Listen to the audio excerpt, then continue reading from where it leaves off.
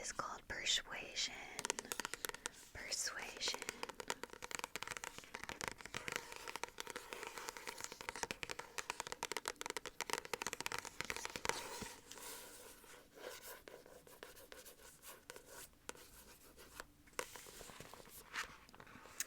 Okay, so it says, all of Jane Austen's novels deal with the trials of a young woman or two trying to make a good marriage. Persuasion, her last completed work, follows the fitful courtship of Anne Elliot and Captain Frederick Wentworth.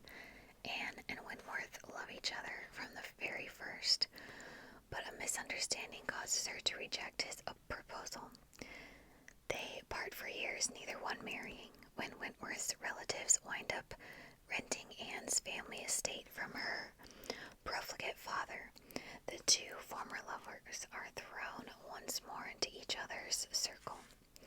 Accidents, intrigues, and well-intended guffaws seem to conspire to separate them again, yet the pair comes to recognize that each could never be happy without the other.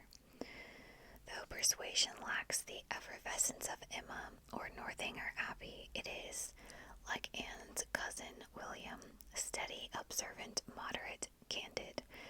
It is suffused with tenderness, and fittingly, for a study of fidelity, its mockery is more gentle than biting.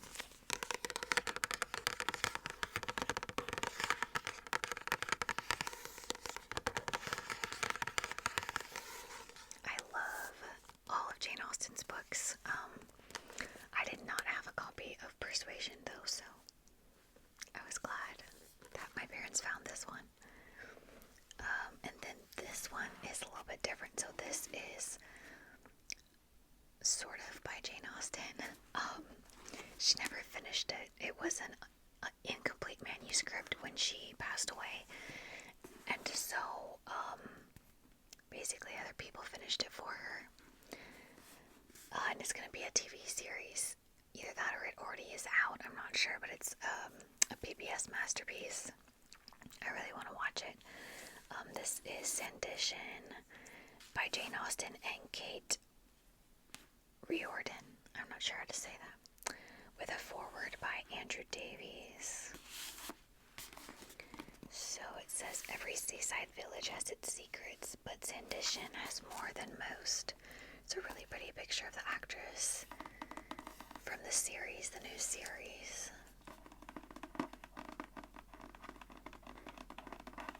And so the back says, the official novel of PBS Masterpieces lavish period drama Sandition offers a thrilling completion of Jane Austen's unfinished classic adapted for television by Emmy and BAFTA award-winning writer Andrew Davies. Based on the manuscript Jane Austen wrote in the months before her death, Sandition tells the story of the joyously impulsive, spirited, and unconventional Charlotte Haywood and her spiky relationship with the humorous, charming, and slightly wild Sidney Parker. When a chance accident transports her from her rural hometown of Willingdon to the would-be resort of Sandition, she finds herself caught up in a whirlwind of romance, betrayal, and changing alliances, where nobody in Sandition is quite as they seem.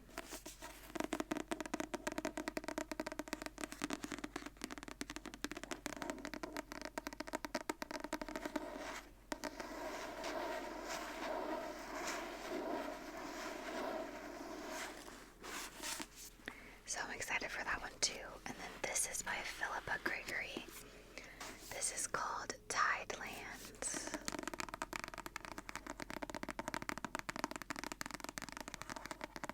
Tidelands. Book club favorites, reader's choice. This happened in England in 1648. That's a long time ago. It's a dangerous time for a woman to be different. On Midsummer Eve, Eleanor waits in the church graveyard, hoping to encounter the ghost of her missing husband, and thus confirm his death. Until she can, she is neither maiden, nor wife, nor widow, living in a perilous limbo. Instead, she meets James, a young man on the run. She shows him the secret ways across the treacherous marshy landscape of the Tidelands. not knowing she is leading a spy and an enemy into her life. England is in the grip of a bloody civil war that reaches into the most remote parts of the kingdom. Eleanor's suspicious neighbors are watching each other for any sign that someone might be disloyal to the new parliament, and Eleanor's ambition and determination mark her as a woman who doesn't follow the rules. They have always whispered about the sinister power of Eleanor's beauty, but the secrets they don't know about her and James are far more damning. This is the time of witch mania, and if the villagers discover the truth, they could take matters into their own hands. Doesn't this sound good? I'm excited to read this one. I might try to read this one like in October, like around Halloween time.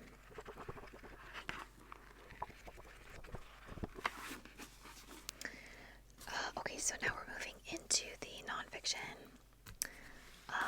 This is called Georgiana, Duchess of Devonshire, by Amanda Foreman, winner of the Whitebread Prize for Biography, was a national bestseller.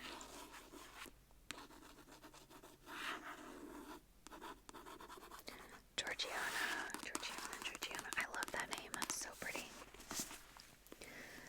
Okay, so it says 5 weeks on the New York Times bestseller list, and the winner of Britain's Whitebread Prize, Amanda Foreman's Georgiana, brings to hugely entertaining life all the politics, wealth, and intrigue of late 18th century British aristocracy through the intimate story of a woman who was its undisputed leader. Lady Georgiana Spencer was the great-great-great-great aunt of Diana, Princess of Wales, and was nearly as famous in her day. In 1774, Georgiana achieved immediate celebrity by marrying William Cavendish, 5th Duke of Devonshire, one of England's richest and most influential aristocrats. She became the queen of fashionable society and founder of the most important political salon of her time. But Georgiana's public success concealed an unhappy marriage, a gambling addiction, drinking, drug-taking, and rampant love affairs with the leading politicians of the day.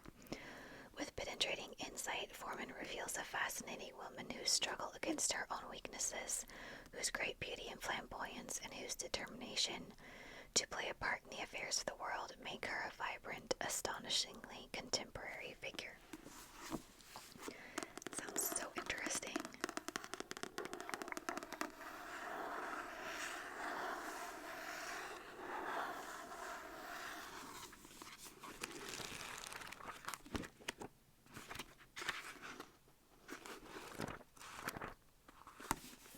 It's kind of funny to me because, like, you know how a lot of people will say that people were more modest and less, like, they were less immoral and all these things back a long time ago, back in the day, than modern people are. And I'm like, really? Because every time I read, like, a nonfiction history book about, like, you know, especially royalty or famous politicians, I guess, I'm like, that does not seem like it was the case. It seems like they were up to the same shenanigans that people are up to today, but what do I know?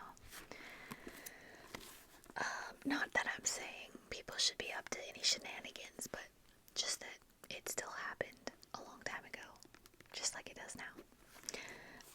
Okay, this is called One Nation Under God. 10 Things Every Christian Should Know About the Founding of America by David C. Gibbs, Jr., President of Christian Law Associates, with Jerry Newcomb.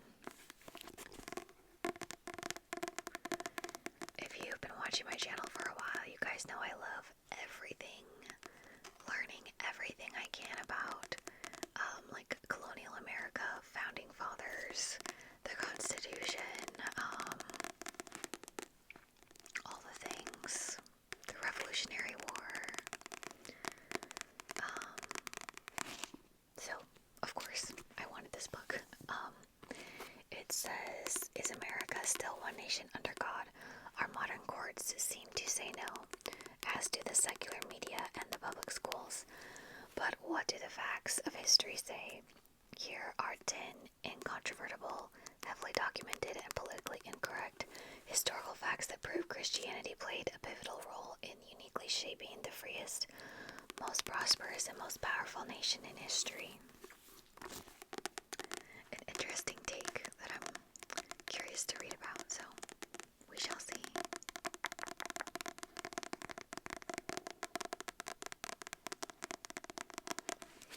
Alright, and then this one is Founding Brothers, The Revolutionary Generation by Joseph J. Ellis, National Book Award winning author of American Sphinx, which I've not read that one. This was the winner of the Pulitzer Prize and a national bestseller.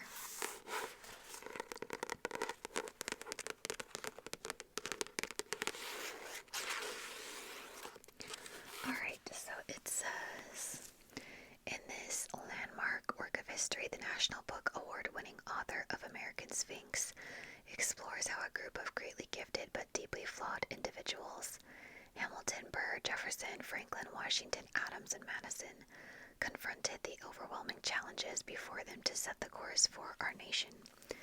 The United States was more a fragile hope than a reality in 1790. During the decade that followed, the Founding Fathers, re-examined here as Founding Brothers, combined the ideals of the Declaration of Independence with the content of the Constitution to create the practical workings of our government.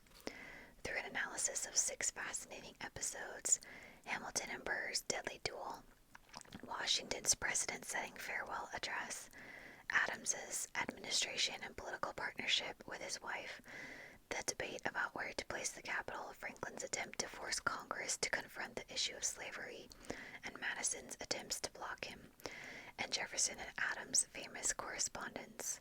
Founding Brothers brings to life the vital issues and personalities from the most important decade in our nation's history.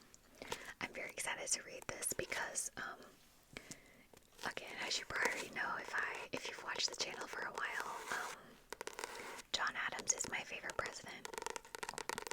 So there's going to be a lot about him in there, and I'm excited to read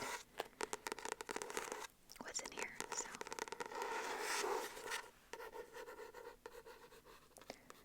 Founding Brothers.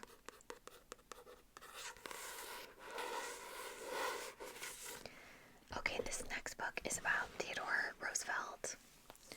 This is called The River of Doubt. Theodore Roosevelt's Darkest Journey. This is a national bestseller as well. River of Doubt by Candace Millard.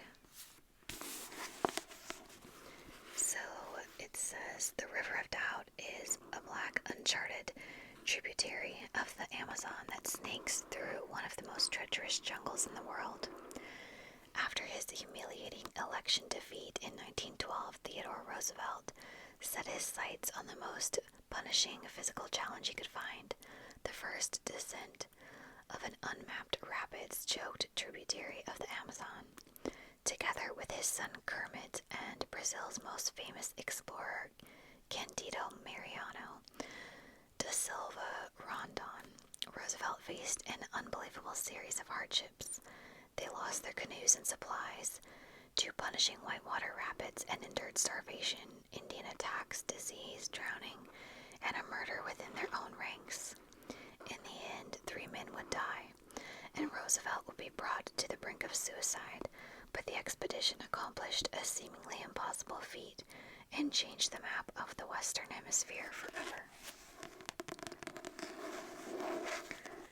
Theodore Roosevelt was a very intense dude. Like, the way he became president was basically being like the most savage and like amazing warrior in the wars prior to becoming president, and he was very into expanding America's borders.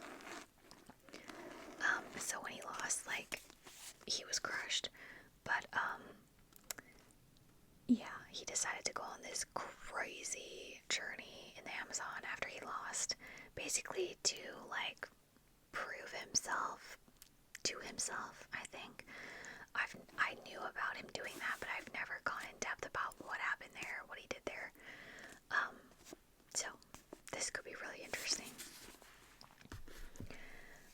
And then this is another book by the same author, Candace Millard. This is called Hero of the Empire. This is about Winston Churchill. It says the Boer War, a daring escape, and the making of Winston Churchill.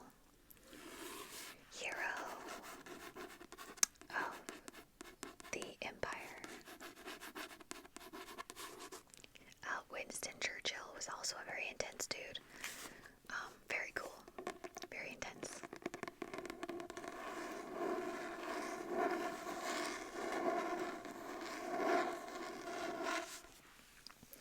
So, at the age of 24, Winston Churchill was utterly convinced it was his destiny to become Prime Minister of England. He arrived in South Africa in 1899, valet and crates of vintage wine in tow, to cover the brutal colonial war the British were fighting with Boer rebels and jumpstart his political career. But just 2 weeks later, Churchill was taken prisoner. Remarkably, he pulled off a daring escape, traversing hundreds of miles of enemy territory alone, with nothing but a crumpled wad of cash, 4 slabs of chocolate, and his wits to guide him. Best-selling author Candace Millard spins an epic story of bravery, savagery, and chance encounters with a cast of historical characters including Rudyard Kipling, Lord Kitchener, and Mohandas Gandhi, with whom Churchill would later share the world stage. But Hero of the Empire is more than an extraordinary adventure story, for the lessons Churchill took from the Boer War would profoundly affect 20th century history. Very excited for that one too. Actually, Winston Churchill and Theodore Roosevelt kind of like make me think of each other. Like they're a little bit similar. So those are gonna be kind of interesting books to read, like back to back, and see if I can draw any more similarities that I'm not already aware of. This one is called The Shipwreck That Saved Jamestown, The Sea Adventure, Castaways, and the Fate of America by Lori Glover and Daniel Blake Smith. Here's the cover.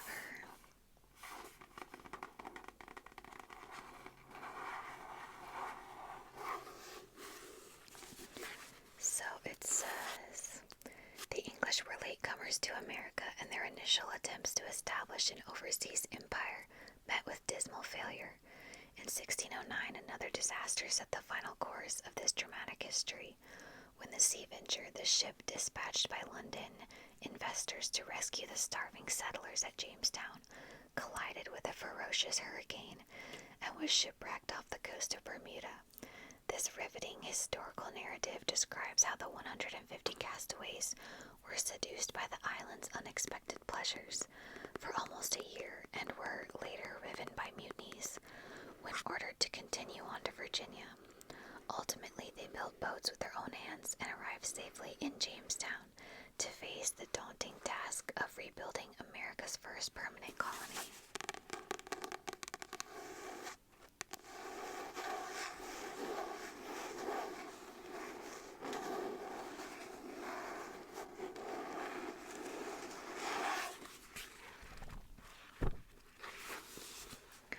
Okay, and then the last book is about another founding father, John Hancock, Merchant King and American Patriot by Harlow Giles Unger. John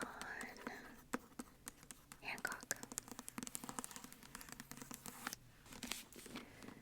So, John Hancock is a very interesting character as well. He basically was a completely loyal British subject. Actually, kind of like idolized the king, really. He was like a true loyal British subject living in America. He was wealthy, well-to-do, very posh, kind of obnoxiously so. And basically the only reason he ended up being a founding father and going against the British Crown and helping all these other guys to basically overthrow British rule in America is because they started treating him really crummy. Like, basically the British came in and, like, took his house, took all his money, wouldn't allow him to continue his shipping business. Basically, they just, like, trashed on him till he was so pissed off that he was like, alright, well, I guess I'm not a loyal British subject anymore. It's kind of interesting. So it says, he was rich, powerful, aristocrat, a merchant king who loved English culture and fashion, and above all, he was a loyal British subject with ambitions of a lordship and a grand retirement estate in England. There simply was no doubt about it. John Hancock was the least likely man in Boston to start a rebellion. How then did this Tory patrician become one of the staunchest supporters of the American Revolution? John Hancock's overnight transformation from British loyalist to fiery rebel and first governor of the independent state of Massachusetts is one of the least known but most gripping stories of the American Revolution. Now acclaimed author Harlow Giles Unger introduces us to the founding father whose name is as recognizable as George Washington's, but whose thrilling life story is all but untold. Applying his historical expertise and storytelling gift, Unger details the fascinating life of one of our most extraordinary business and political leaders, the first signer of the Declaration of Independence.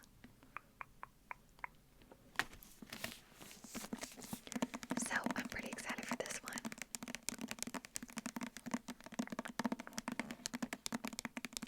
There's actually a really interesting series on, I think it was on Amazon Prime, about several of the different founding fathers. There's like little like biographic series of several of them, and then there's also like a little series depicting, I think it's three episodes depicting basically right before the American Revolution, up to the start of it, which was super good. So check those out if you're interested. Okay guys, well that was everything that I had to share with you today. I hope you enjoyed this little cozy